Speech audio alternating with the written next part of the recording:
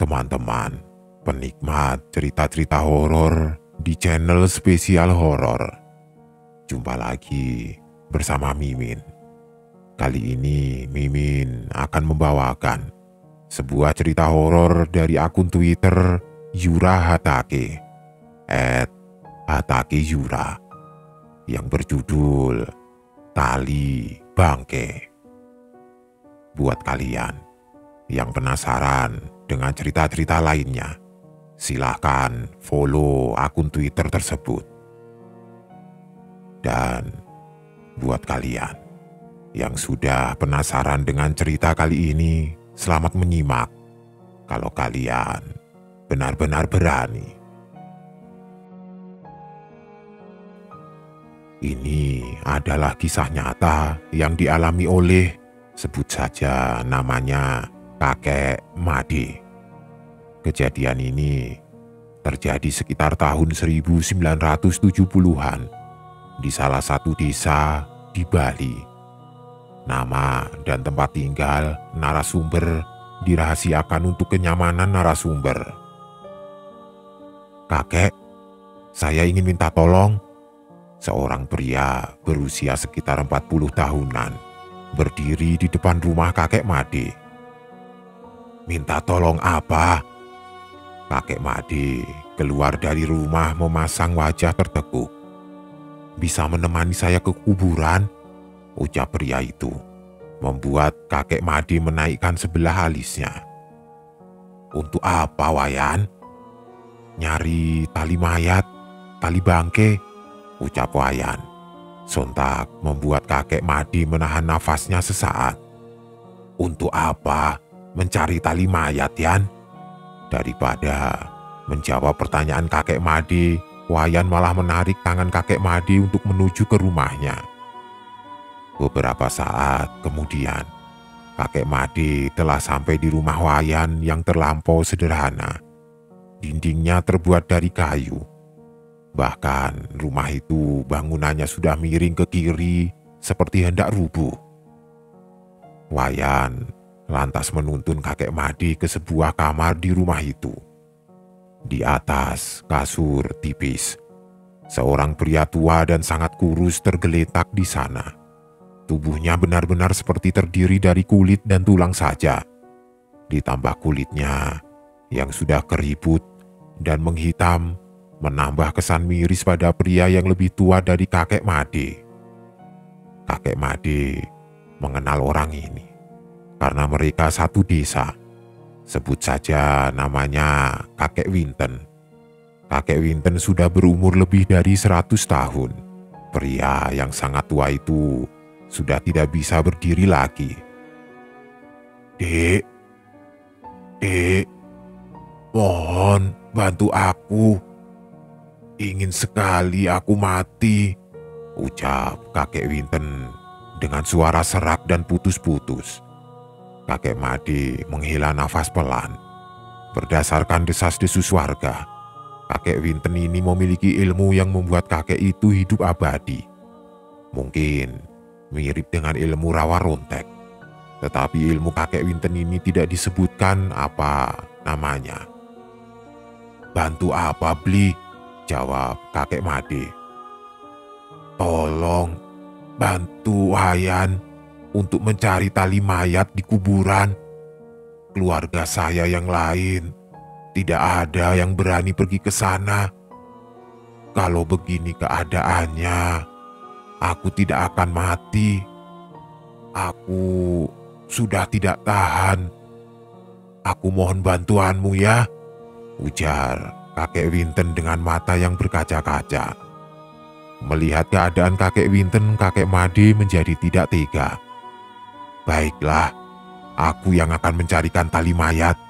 Suruh saja saudaramu untuk membuatkan sesajen," jawab Kakek Made. Wayan yang sejak tadi berdiri di samping Kakek Made menghela nafas lega. Pasalnya, siapa berani yang akan melakukan itu?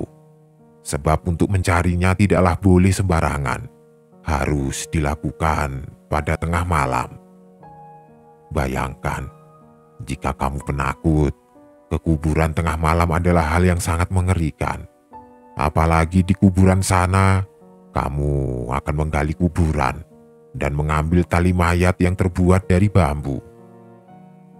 Setelah persiapan sesajen sudah lengkap, malam itu juga kakek Made dan 2 orang saudara dari kakek Winten menemani kakek Made ke kuburan. Tepat tengah malam, kuburan di desa sekitar tahun 1970-an masih berbentuk hutan lebat. Ada 3 pohon beringin yang sangat besar di tengah-tengah kuburan.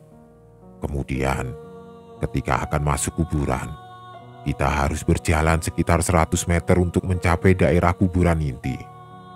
Kakek Made, Wayan, dan Kadek berdiri di depan pintu masuk kuburan yang gerbangnya terbuat dari anyaman bambu. Di masing-masing tangan mereka ada obor, brokbok dalam bahasa Bali. Kakek Made membawa sesajen dan Kadek membawa cangkul. "Kakek, aku tidak berani," ujar Wayan dengan tubuh yang bergetar. "Iya, paksakan saja. Demi kakekmu," jawab kakek Made. Langit gelap mengantar mereka. Suara kedis celepuk atau burung hantu menjadi latar perjalanan mereka ketika melangkahkan kakinya menuju ke kuburan inti. 2 orang di belakang kakek Made sudah pucat pasi. Sedangkan kakek Made terlihat tenang sambil matanya melirik ke kanan dan ke kiri dengan awas. Tiba-tiba, angin besar berhembus, hampir memadamkan obor yang mereka bawa. Di pertengahan jalan, tiba-tiba ada suara rame seperti di pasar, namun tidak ada siapapun. "Berhenti dulu," ujar kakek Made.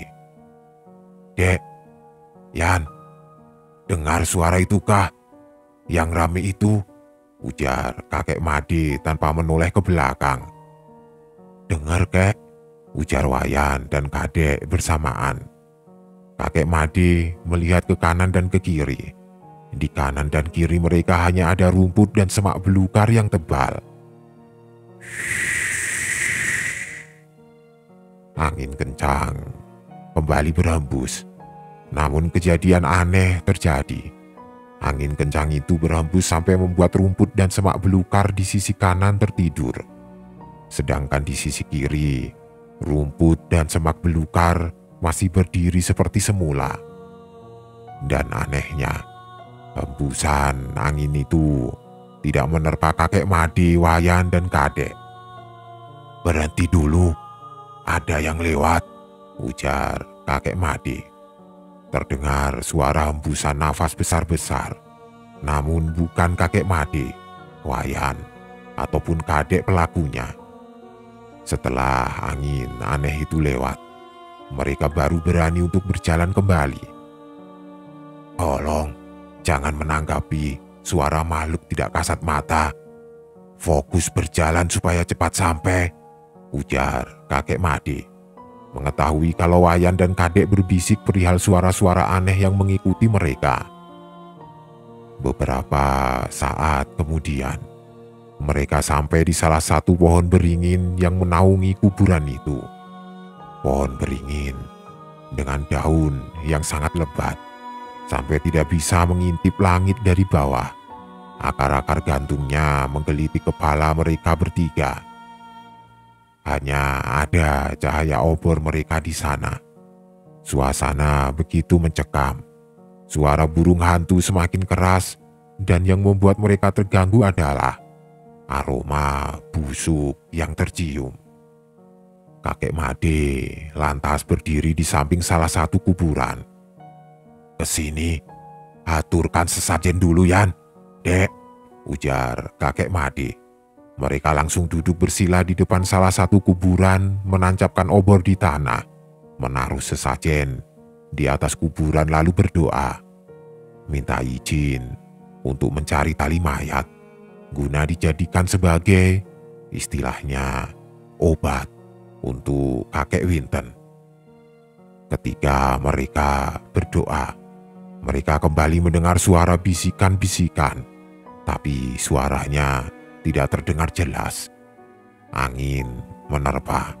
Gesekan-gesekan akar gantung beringin membuat mereka bergidik ngeri.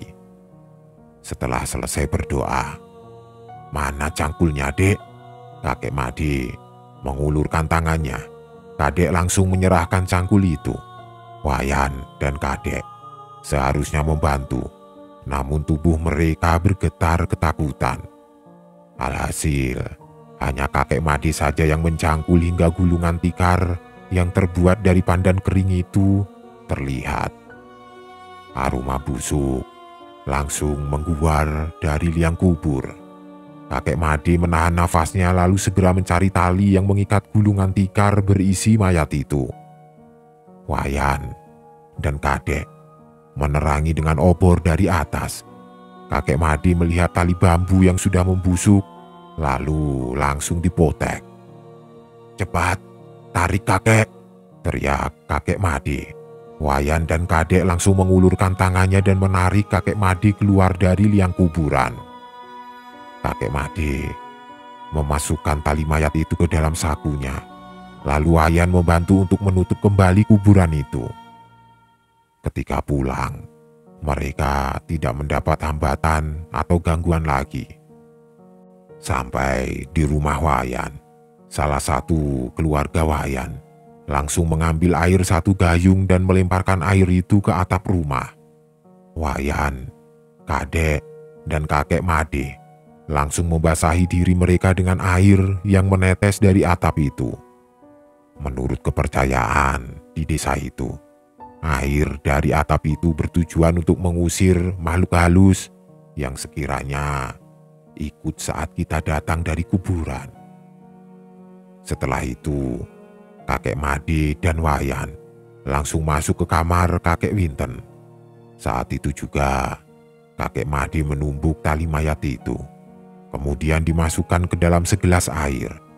Ketika air itu diminum oleh kakek Winten, beberapa saat kemudian, kakek Winten sudah meninggal dunia.